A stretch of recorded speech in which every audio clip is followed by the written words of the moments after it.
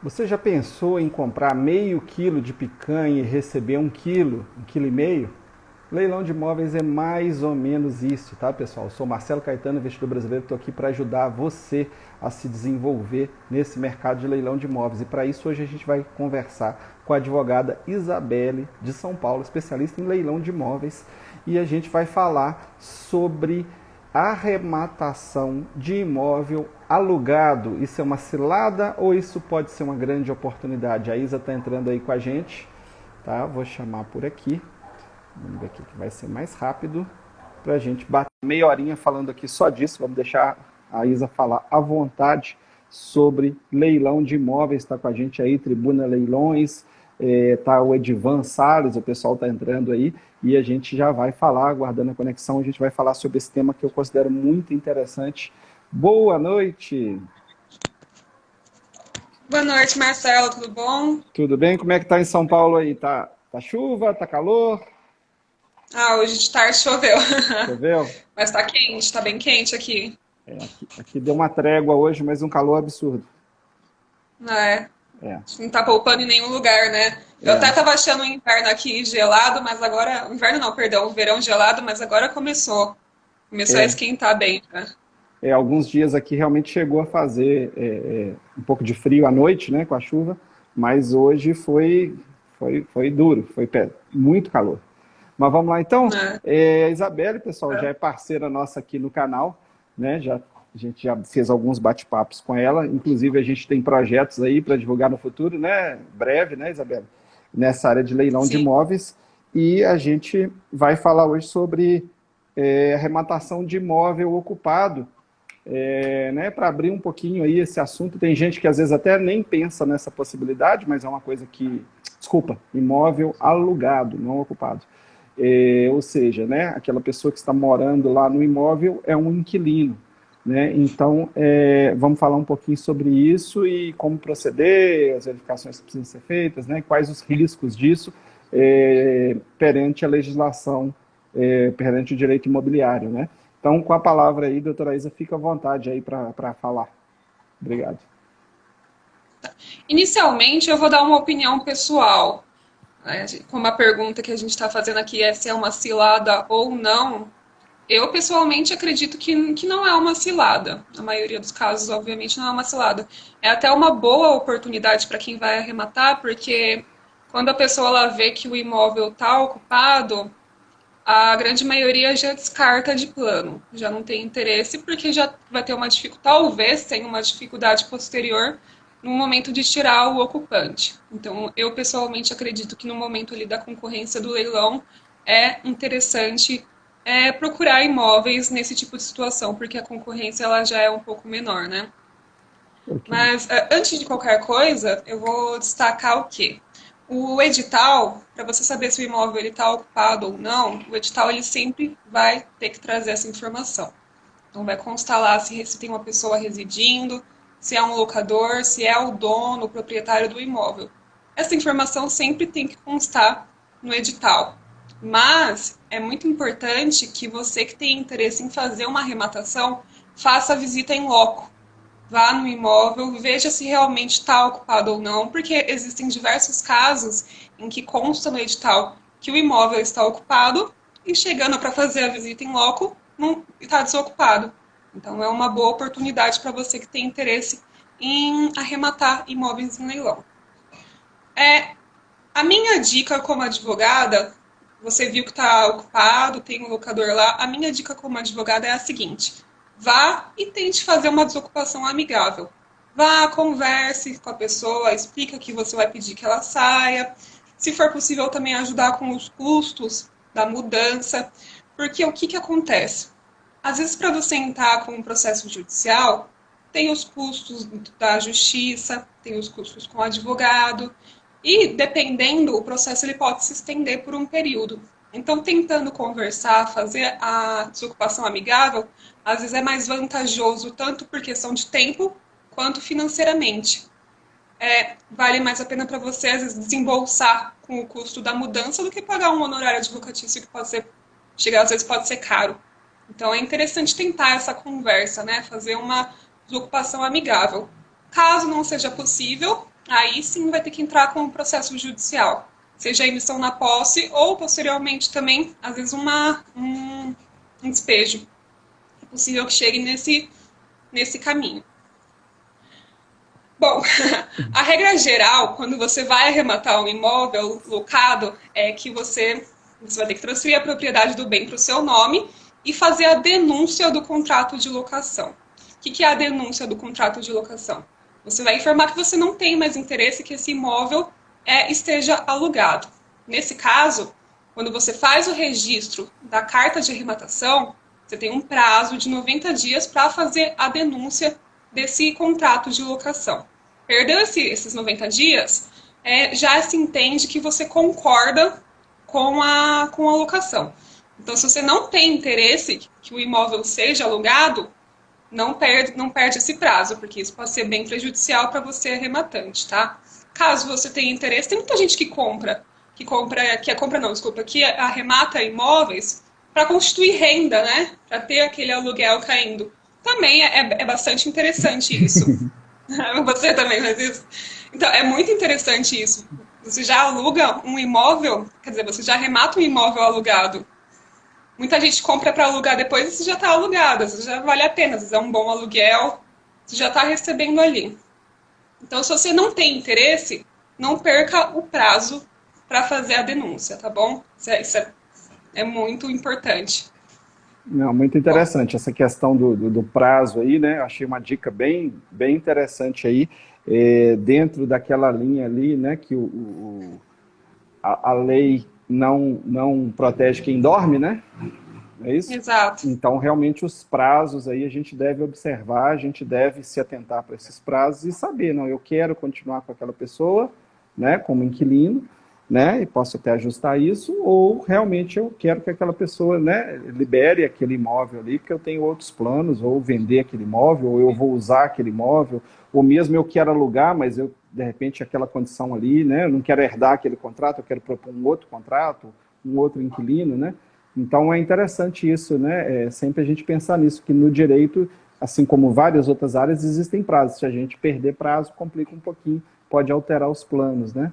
Não, legal, muito bom. Exato. E é sempre importante também, antes de você entrar, né, fazer uma arrematação de um bem que está ocupado, você estudar também o caso para você não ser pego de surpresa, né? Porque essa questão de prazo realmente é complicadíssimo. Às vezes você não tem interesse e você ficou preso ali num contrato, porque perdeu um prazo. E é um prazo grande, até 90 dias, é um prazo longo. Uhum. Então é sempre importante você estudar bem antes de fazer um negócio desse, ou procurar um advogado da sua confiança, um advogado que realmente entenda, né, de leilão de imóveis, para você não sair prejudicado, às vezes numa arrematação, às vezes é um contrato de locação muito baixo, então é muito importante isso. Além desses 90 dias, a parte que você tem para fazer a denúncia, feita a denúncia, o inquilino tem 90 dias para fazer a desocupação. Se ele não desocupou, aí será necessário entrar com uma ação judicial. Entendi. 90 dias para o inquilino desocupar, ou seja, 30 dias para o rematante ele solicitar, né, a desocupação, caso ele queira, e o inquilino 90. Ainda vai ter 90, ou seja, então se a gente pegar do tempo inicial, já são 180 dias, né? Agora, sim, é um prazo durante esse período, né, mesmo que o arrematante ele notifique, né, de que ele não deseja continuidade, mas aí ele passa a fazer jus desses aluguéis, ou alugueres, né? Não sei sim, qual é a palavra sim. correta. As duas acredito que são corretas. Acho que são corretas. Acho sim, que alugueres é um português mais antigo, né? Mas está correto também. Do juridiquês. Então ele passa a fazer jus, ele não vai, entre aspas, ser prejudicado, né? Claro que pode causar um transtorno, a partir do registro da carta de arrematação, o arrematante já tem o direito de receber os aluguéis. Ou os aluguéis. Entendi. Mas já tem esse direito, ele não fica prejudicado em relação a isso. Não, legal. Você quer responder pergunta agora? Já tem algumas ou você quer deixar mais para o final? Fica à vontade. Eu acho que é mais interessante a gente deixar para o final mesmo, no final da nossa conversa. Porque aí senão corta um pouco a linha de raciocínio. Isso, não, beleza, então fica à vontade. Às vezes também o que foi perguntado eu vou responder. Não, ótimo, então beleza. Pode ser, né? Fica à vontade. Bom, essa é a regra geral. Contrato de locação, você denuncia, a pessoa sai. Porém, existe uma situação que você não vai conseguir denunciar o contrato. E para essa situação se configurar, é necessário 3 requisitos. O primeiro deles é que o contrato de locação seja por prazo determinado. O segundo deles é que esse contrato ele tem uma cláusula de vigência. E o terceiro é que esse contrato de locação por tempo determinado com cláusula de vigência esteja registrado na matrícula do imóvel, esteja averbado na matrícula. Só para explicar um pouquinho. Prazo determinado, contrato de 3 anos, por exemplo. Isso. Cláusula de vigência.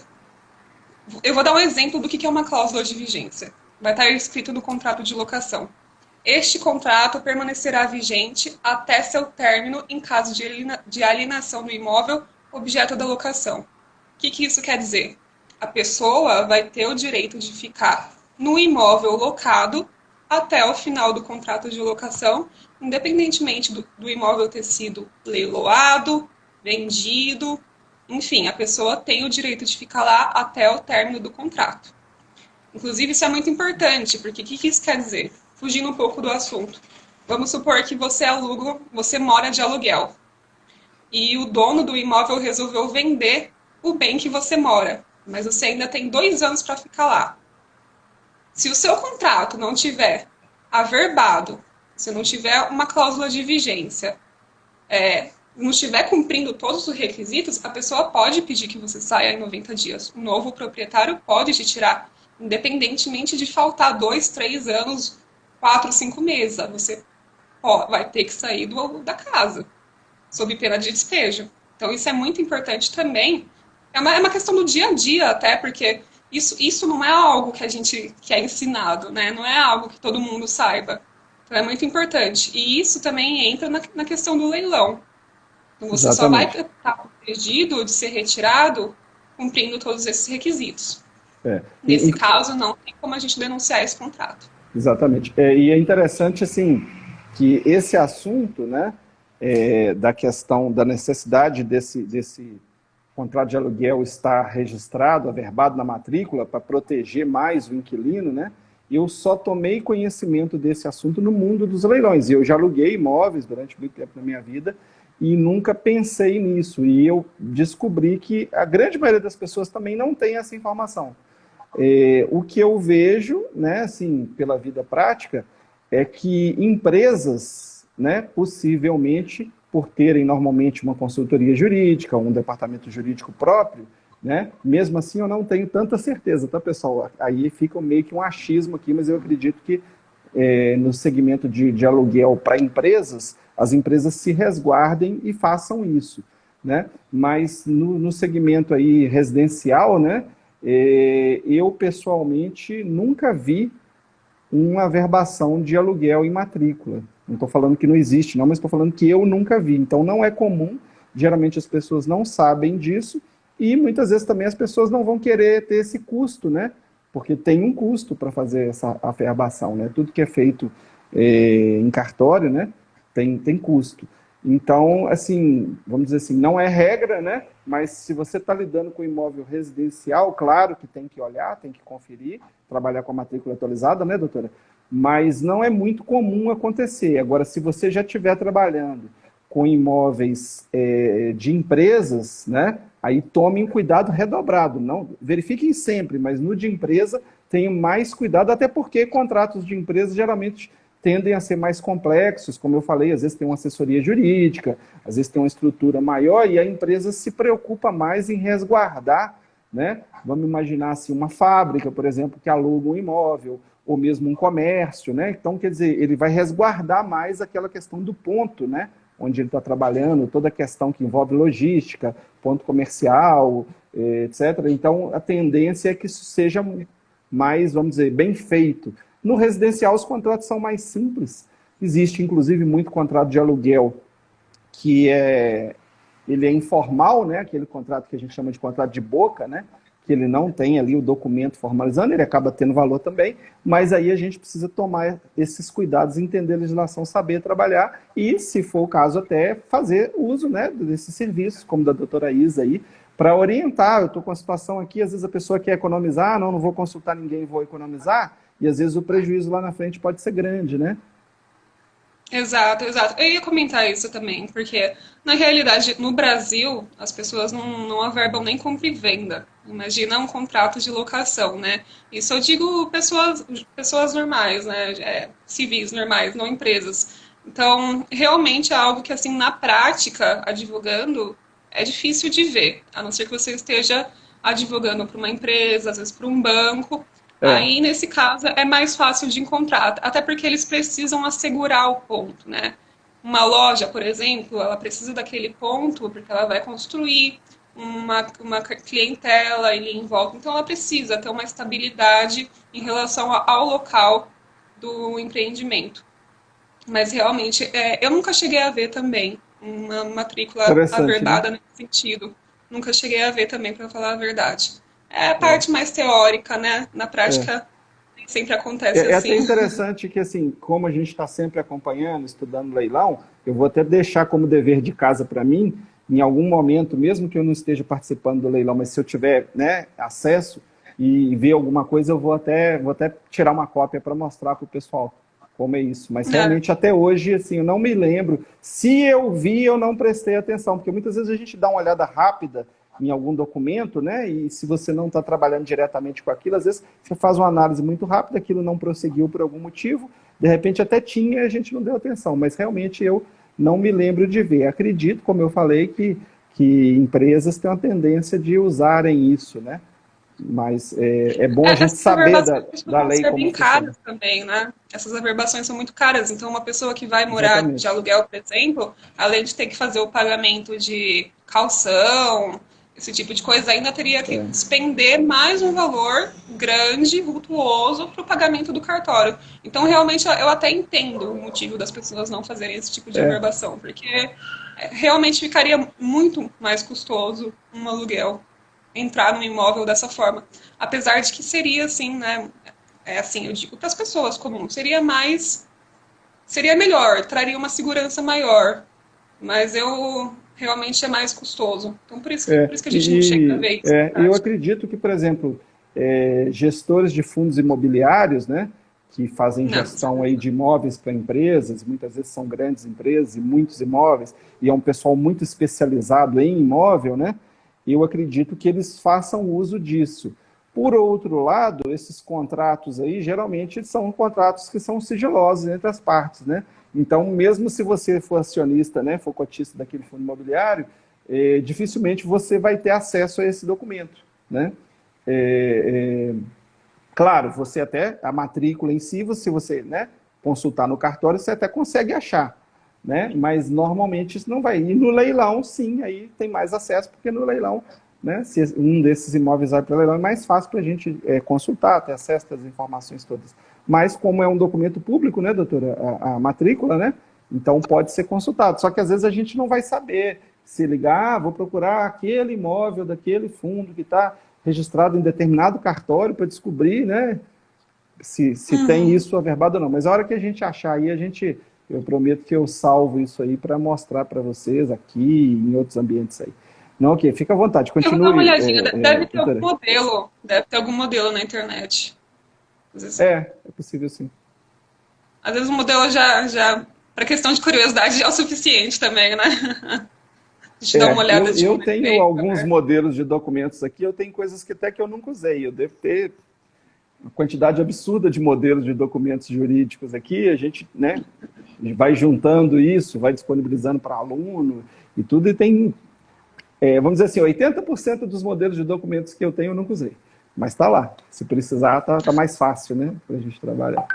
Tá que nem no meu escritório. Apesar de que hoje em dia eu Sim. tô deixando tudo digitalizado, é mais fácil. Mas também tô cheia Não, o de meu também é documento tudo lá. digitalizado. Tem Não, um legal. site, doutor, fugindo um pouco, tem um site chamado Jus Brasil. Lá você consegue bastante modelo, assim, talvez eu vou procurar, eu acho que eu acredito que eu consiga enviar um para você, pra gente dar uma olhadinha. Não, Bom, eu até voltando, conheço o site, assim, eu estou sempre você pesquisando e conhece, doutor? já acessei esse site algumas vezes. Tem alguns sites Ah, aí que são sites muito usados por advogados, que a turma do leilão toda, não só eu, mas várias pessoas, quando a gente começa a pesquisar coisa na internet, você acaba caindo nesses sites. Tem o Migalhas, tem muita coisa boa, né? O pessoal, o Migalhas, inclusive, tem até Telegram do Migalhas, tá? E eu estava até, eu tinha entrado e eu até saí, porque tinha uma quantidade muito grande de matérias, e eu achei que estava até poluindo, porque é mais aberto, né? Mas quem quiser, procura lá na internet, migalhas.com, você vai achar. Tem até um grupo grátis de Telegram deles também, para você receber atualizações. Só que o volume de informações lá é muito grande. Né, eles mandam uns textos, né? É. O Jus Brasil, ele é interessante, até para quem gosta de leilões, porque ele traz jurisprudências. E Isso. leilões, é sempre importante a gente ficar sempre de olho nas jurisprudências, porque no final de tudo, quem manda são, né, leilão judicial, quem vai mandar são os juízes. E tem bastante coisa interessante sobre leilão extrajudicial também, que dá pra gente aprender bastante lá. Legal. É a vida prática, né? A gente tem a lei, certeza. a gente tem o entendimento do tribunal. O entendimento do tribunal, ele é tão importante quanto a lei. Então é sempre bom a gente ficar sempre atualizado em relação a isso. Concordo. Mas, bom, voltando para os requisitos, são esses 3. Isso. A gente precisa que o contrato, ou seja, de locação só para o pessoal, que a gente abriu um parêntese, né? Só para o pessoal não se perder. Então, a doutora está falando aí dos requisitos para que esse contrato de aluguel, de locação, ele esteja protegido, ou seja, mesmo em caso de alienação, de venda, de arrematação, a pessoa que comprou, arrematou, ela precisa respeitar esse contrato, caso, né, ocorram essas 3 hipóteses ao mesmo tempo. Então, queria só até que você repetisse, Isa, que isso é muito importante, o prazo determinado, não é isso? Sim. O primeiro requisito seria o prazo determinado. Locação por prazo determinado. O segundo, a gente precisa da cláusula de vigência. A cláusula de vigência vai determinar que a pessoa tem o direito de ficar lá até o término do contrato, até o final da vigência do contrato de locação. O terceiro requisito é que a gente precisa que esse contrato, junto com essa cláusula de vigência, ambos devem estar averbados na matrícula. Se tiver faltando um desses requisitos, faltou, já consegue tirar a pessoa tranquilamente, mais rápido, não precisa respeitar o término do prazo. Ótimo. Vou até dar um exemplo aqui para vocês. Esse apartamento que eu estou aqui agora, ele é um apartamento que ele tem um prazo determinado, foi feito um contrato de 3 anos. Mas, no momento da confecção do contrato de locação, a gente não colocou uma cláusula de vigência. E também não foi averbado no contrato, na matrícula do imóvel. O que isso quer dizer? Está faltando 2 requisitos. Então, se uma pessoa vier aqui comprar esse imóvel e eu não tiver o valor, né, para concorrer ali, eu teria, em tese aqui, direito de preferência. Se eu não tiver o valor para comprar, eu posso ser retirada daqui pelo novo dono. Ele pode denunciar o contrato e eu sair. Ou mesmo se ele for leilão também, né? Tanto na venda quanto na alienação via leilão. Mesmo serve para o leilão. Judicial mesmo ou serve para o leilão. Se a proprietária daqui estiver devendo, esse imóvel for para leilão, alguém arrematar, como o meu contrato não tem cláusula de vigência, não está averbado na matrícula, a pessoa pode pedir que eu saia daqui. Então, isso é bastante importante, não só para a questão do leilão, também para compra e venda, contratos de locação. Essa questão é muito interessante, na verdade, né, para o dia a dia. Não, com certeza, com certeza. E aí, só para acrescentar um pouquinho também, né, pessoal, da nossa experiência prática, de coisas que a gente ouve e vê por aí, por exemplo, que eu já ouvi dizer, tá? Eu não vi, mas eu já ouvi dizer em alguns estudos que eu fiz, não é a minha especialidade também, talvez até o Marcos Custódio tenha algum contato sobre isso, porque ele é leiloeiro, trabalha muito com a área rural, né? Mas, por exemplo, em áreas rurais, existem, às vezes, contratos para exploração, né, de terrenos, para plantação, por exemplo, aqueles contratos de meieiros, de aluguel de terra, esse tipo de coisa. E já ouvi dizer casos em que, após a arrematação, a pessoa tentou tomar posse do imóvel, né, e pediu o inquilino para sair, né, vou usar o termo mais coloquial aqui, tá, pessoal, inquilino, pediu para sair, só que existiam esses 3 requisitos, né? Ou seja, eram coisas mais, vamos dizer, mais estruturadas, empresas, parte de agricultura, né? E aí isso estava bem estruturado e a pessoa fez planos de vou comprar esse terreno e vou, ou seja, vender ou vou plantar e tal. Não, não vai plantar, não vai vender, não vai fazer nada, vai respeitar o contrato até o seu término, porque está dentro dessa legislação, cumprindo os 3 requisitos que a doutora falou. Então, como eu falei, na parte residencial a coisa é mais tranquila, mais simples, mas quando você começa a variar um pouquinho, tem que lembrar disso, né? Por isso até que eu prego muita especialização, né? Não tem problema até você trabalhar com mais de uma coisa, mas se especialize nelas. Então, quem está acostumado, né? Eu só arremato imóvel residencial, de uma hora para outra eu vou arrematar outro tipo de imóvel, estude com mais cuidado, se assessore melhor, né? Use profissionais que conheçam, porque cada área pode ter, né, seus detalhes, né? Suas surpresinhas que podem virar ciladas, né, doutor? Oportunidades Exato, cada sempre área podem tem virar uma ciladas. Mas a gente ter que observar também que a partir do registro da carta de arrematação, você não está de mão abanando, você tem o Isso, direito de receber isso, o aluguel, o arrendamento, você isso. vai ter o direito de receber.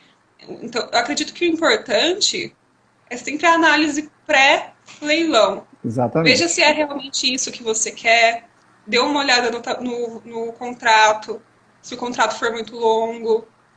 Veja tudo para ver se vale a pena arrematar o bem ou não. Isso é bem importante. Veja antes, analise bem o caso, veja se vale a pena para você entrar nesse leilão. Para qual finalidade você quer. Enfim, tem que dar uma analisada nisso tudo antes de entrar num caso desse. Caso contrário, você fizer sem saber o que está fazendo, aí sim você vai cair nessa parte da cilada. Então é importante Isso. você sempre saber aonde que você está entrando, né? É. E lembrando, né, pessoal, eu gosto muito de usar esses termos, oportunidades e ciladas, né? Isso não é exclusivo de leilão, isso é coisa da vida, né? Em geral, em qualquer coisa, você pode estar correndo esses riscos. Na área jurídica, mais ainda, na área imobiliária, em geral, e no leilão também. Então, às vezes, quem não conhece, vê a gente falando um pouco disso e pensa assim, poxa, esse negócio de leilão é complicado, tem um monte de risco, o pessoal vê é complicado. É simples ao mesmo tempo, mas é complicado. Como eu falo, existe regra. Você não gosta da regra do leilão? Tem regra de trânsito para cumprir. Tem multa de trânsito. Tem um monte de situações de legislação trabalhista, né, civil, tem uma série de questões que, se você estiver mal informado, você pode ter problema. Então, as oportunidades ciladas que a gente gosta de tratar, não pense que isso é exclusivo do mundo do leilão, não, tá, pessoal? Isso é da vida, concorda, doutora? Concordo. Inclusive, eu estava pensando aqui agora, eu, pessoalmente, eu prefiro atuar em casos de leilão do que em compra e venda de particulares. Gente, fugindo aqui um pouco, mas não tem nada mais complicado e que demore mais para desenrolar do que compra e venda de particular. Eu atuei num caso, por exemplo, que o meu cliente, ele tinha muito dinheiro, mas ele não era uma pessoa muito letrada. E ele estava comprando um imóvel cheio de dívidas e, enfim, no final ali pelo contrato ele ia acabar assumindo o valor do imóvel mais as dívidas todas. E eu fiquei atuando nesse caso, só para desenrolar tudo certinho, 3 meses. E praticamente todo o meu tempo ia nesse caso em especial, porque era um imóvel de um valor muito grande, então eu não podia deixar nada passar. Agora, leilões, por exemplo, eu acho mais objetivo. Se for um leilão judicial, é muito mais seguro também. Você fez o checklist ali, bateu tudo certinho, olhou toda a documentação, não tem muito o que dar errado. Quando você pega a prática, você bate o olho e já sabe o que vai acontecer ali. Se tem um problema, se tem muita dívida, se vale a pena ou não. Então, eu pessoalmente acredito que leilões é até mais fácil de lidar do que uma compra e venda entre particulares normal, assim. Concordo, Então, eu concordo. prefiro. É, Eu acho muito mais eu digo fácil. isso muito também, e até nessa questão em si da segurança, porque quem trabalha com leilão geralmente usa um checklist, usa uma metodologia, e aí podem ser metodologias diferentes, mas geralmente quem está trabalhando nisso tenta se especializar. E, vamos dizer assim, o cidadão comum, né, via de regra, ele não tem conhecimento de mercado imobiliário, de legislação imobiliária. Então, para mim, ele está mais sujeito a cair em ciladas do que até a pessoa que está no leilão. E a outra coisa também é que no leilão, assim, alguns dos problemas que as pessoas morrem de medo de que aconteça, de que ela tenha prejuízo, às vezes ela vai ter no máximo uma perda de liquidez, né? Às vezes aquele negócio vai ser desfeito, vai haver um cancelamento, uma anulação, alguma coisa desse tipo, que não é tão comum assim, existe, mas não é tão comum, mas boa parte das vezes você vai receber o seu dinheiro de volta. Não vou falar 100% das vezes não, né, mas a grande maioria das vezes você vai receber o seu dinheiro de volta. Já no mercado, na negociação compra e venda tradicional, dependendo do que acontecer, a chance de um calote, de um problema mal resolvido, ou de uma coisa que tenha que ser acionado o judiciário para tentar cobrar, e eu já vi inúmeros casos, e eu vejo o tempo inteiro essas coisas acontecendo, né? Eu considero muito mais arriscado hoje a pessoa sair e falar, vou comprar um imóvel, vou fazer uma compra e venda, né? A pessoa normal, que não acompanha esse assunto, do que aquela pessoa que está no leilão, porém, vírgula, desde que essa pessoa esteja sabendo o que ela está fazendo, esteja estudando, se preparando, né, consultando pessoas, discutindo esse assunto. Você pensa por aí também, acho, né? Sim, exatamente. Exatamente o que eu Porque já é um penso. público mais vamos dizer, maduro, né, no assunto, né? Para você, assim, para você entrar em leilões, você já tem que ser um pouco mais esperto, né? Eu digo assim, porque é ainda um ramo que as pessoas não estão descobrindo agora, na realidade. Então, provavelmente quem está entrando nessa, ela já quer uma oportunidade melhor, uma oportunidade de comprar um imóvel pela metade do preço, quer ter a oportunidade de poder, enfim, ou um investimento, às vezes até para moradia. Mas como assim, no dia a dia é muito difícil você encontrar uma pessoa que arrematou um imóvel em leilão. É muito difícil você encontrar isso. Então, por ser ainda algo meio obscuro, não é algo do dia a dia que uma pessoa comum do povo conhece, então tem todo esse misticismo em volta disso. A pessoa fica pensando, comprar, arrematar um imóvel pela metade do preço, tá estranho. Então as pessoas criam muito medo em torno disso, né? Cria essa, será que é verdade? Será que não? Então a pessoa ela tem que se arriscar, colocar e falar, não, vou ver se é verdade, vou tentar. Então, assim, quem tem interesse em imóveis em leilão, geralmente é uma pessoa mais ousada, que quer arriscar, que quer tentar, quer ver se vai dar certo ou não. Então, eu até vai nesse sentido, né? Eu acredito que é um ramo que tem tudo para crescer, mas vai dependendo da. O pessoal tá tendo mais informação agora com a internet, as pessoas estão lançando bastante curso agora também. Então é um ramo que eu tô vendo que tem tudo para crescer daqui em diante. Legal. Bom, fica à vontade para tocar aí a sua moda. Bom, no final é isso, né? A regra geral se não tiver esses três requisitos, a pessoa ela pode sair do imóvel, você pode retirar, tem o prazo de 90 dias. Quando é uma alienação fiduciária, você pode entrar com a emissão na posse. Na alienação fiduciária, num caso desse, por exemplo, teria um prazo de 60 dias para retirar a pessoa.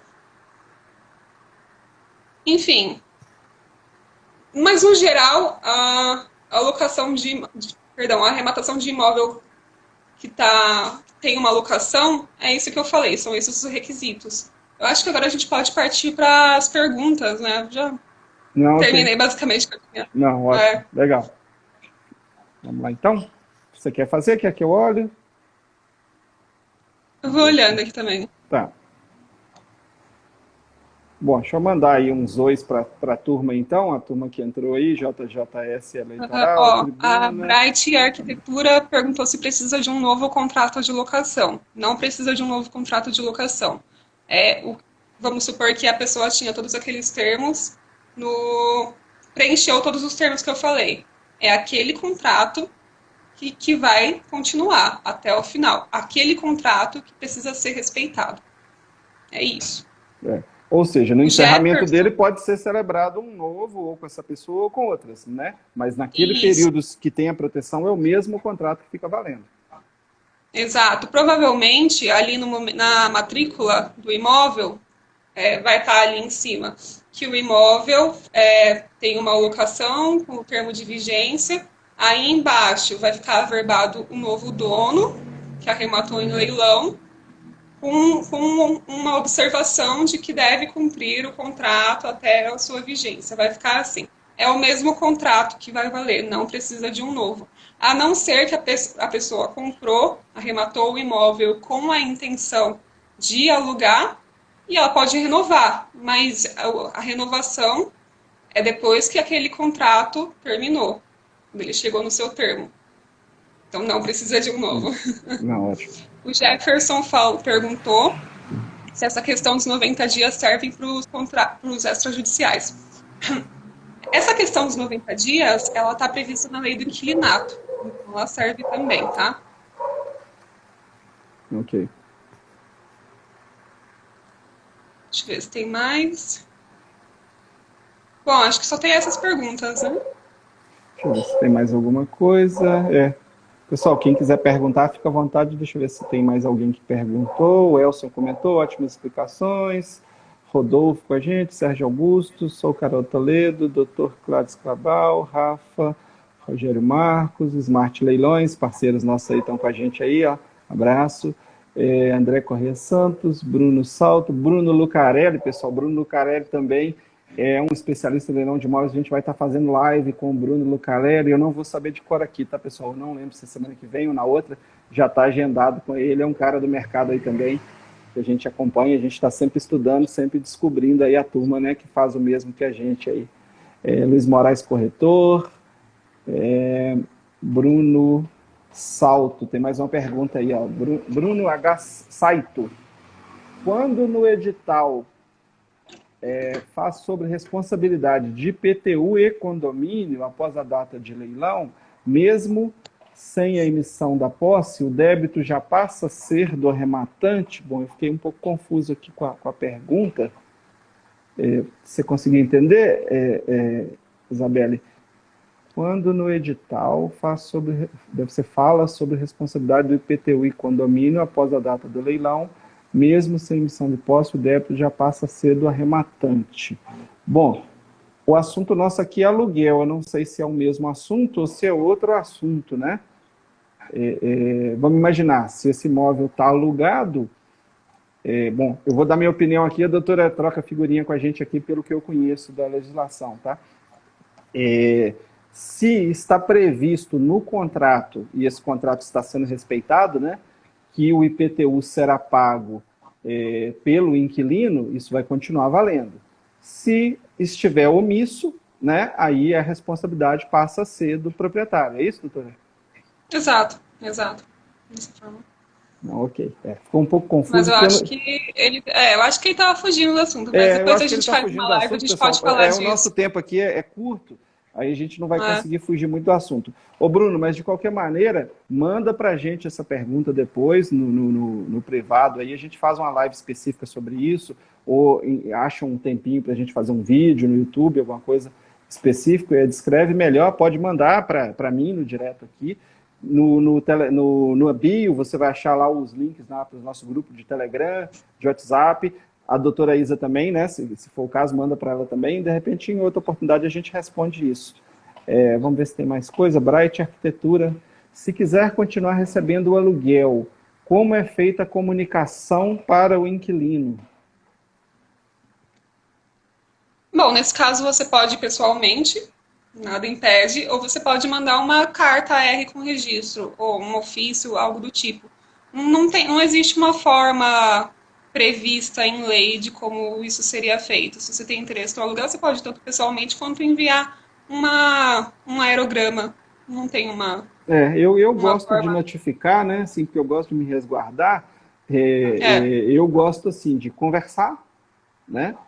E formalizar também, porque às vezes o que está dito ali, depois a coisa muda um pouquinho, né? Então eu gosto de ter um documento formalizando, seja pessoalmente assinado, ou seja né, uma notificação com cópia, Um enviado por correios, e-mail. um e-mail, alguma coisa. Eu gosto de formalizar porque a gente vê que na vida prática, aí, às vezes as pessoas combinam uma coisa e lá na frente elas mudam, né, às vezes o discurso.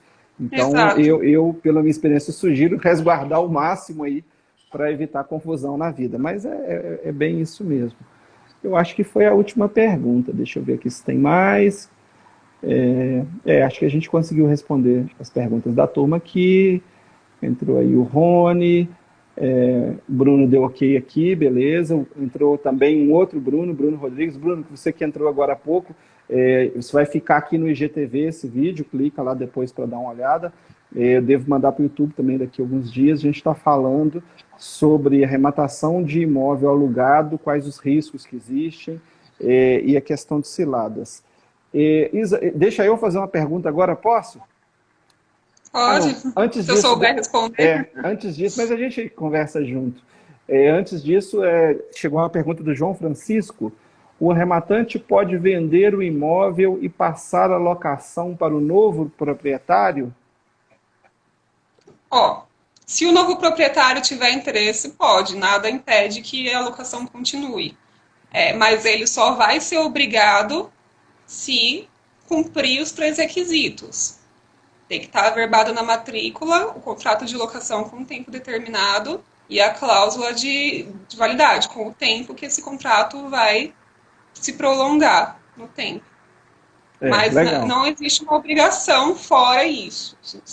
A obrigação é caso cumpra os requisitos. Caso contrário, vai depender do novo proprietário continuar ou não com a locação. Isso. Aí, olha que interessante, pessoal. Olha, essa pergunta do João tem muito a ver com o que a Isa comentou, que eu comentei também, né? Vamos imaginar, então, que a gente está aqui no mundo dos leilões e que as pessoas estão estudando e estão acompanhando e, né, estão fazendo essas verificações. Então, ela identificou esse risco e ela já sabe, eu estou arrematando esse imóvel aqui, tem uma averbação na matrícula de aluguel e está cumprindo os requisitos e eu vou ter que respeitar esse contrato, né? Ou eu tirei essa conclusão sozinha, ou eu usei uma assessoria, né? De alguma maneira eu cheguei a essa conclusão. Isso é mais comum no mundo dos leilões. Aí vamos imaginar que o arrematante comprou e vai vender, o mercado normal, compra e venda, que a doutora Isa falou que ela não gosta muito, né?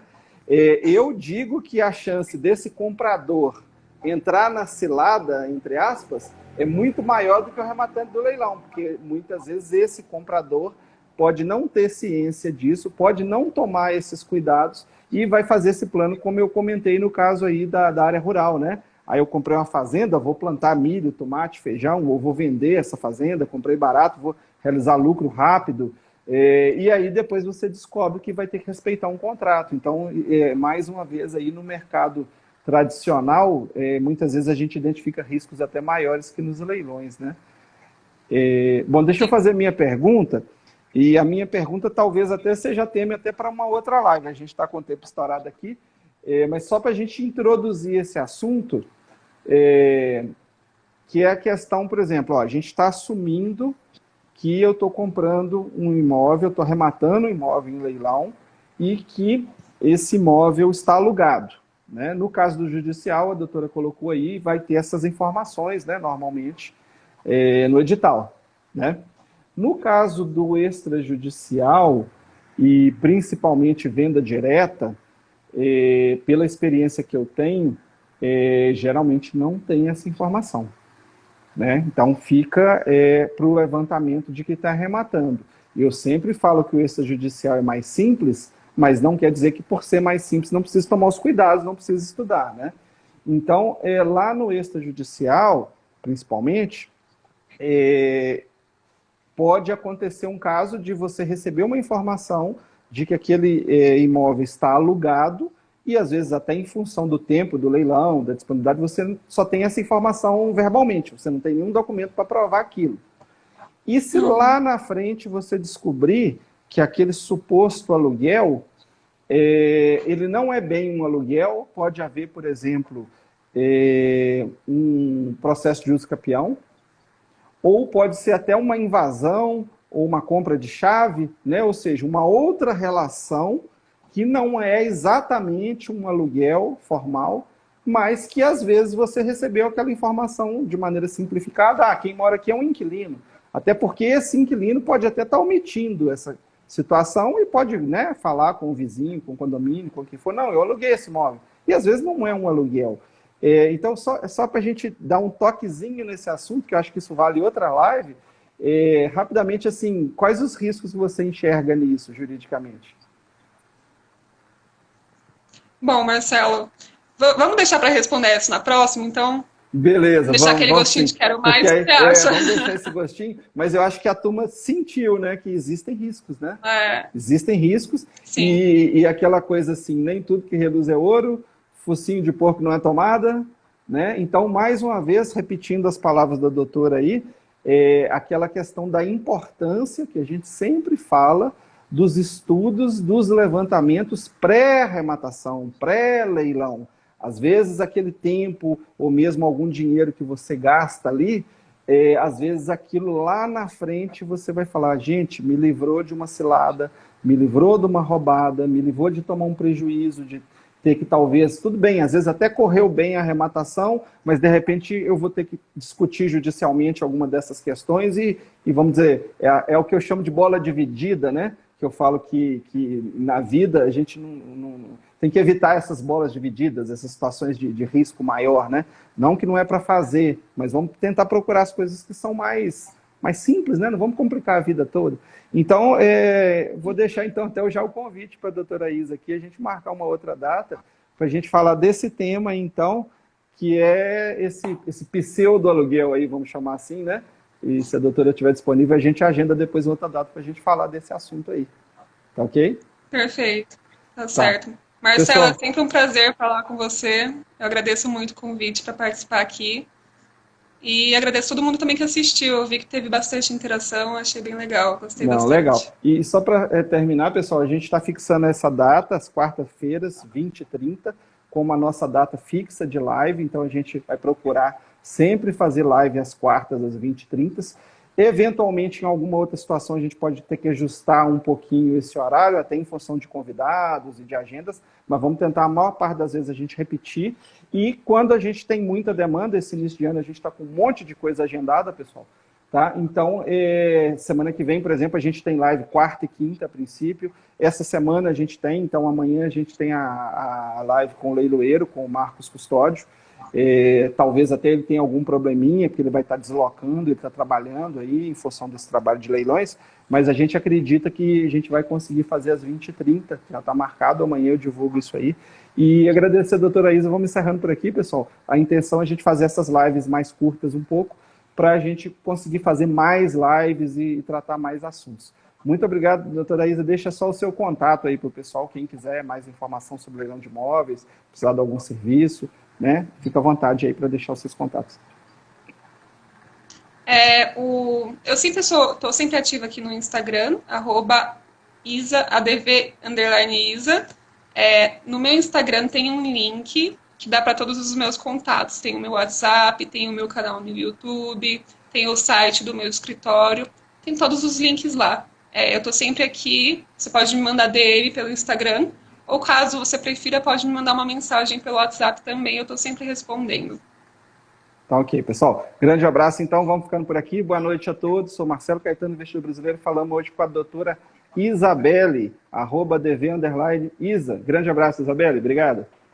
Tchau, obrigada a você.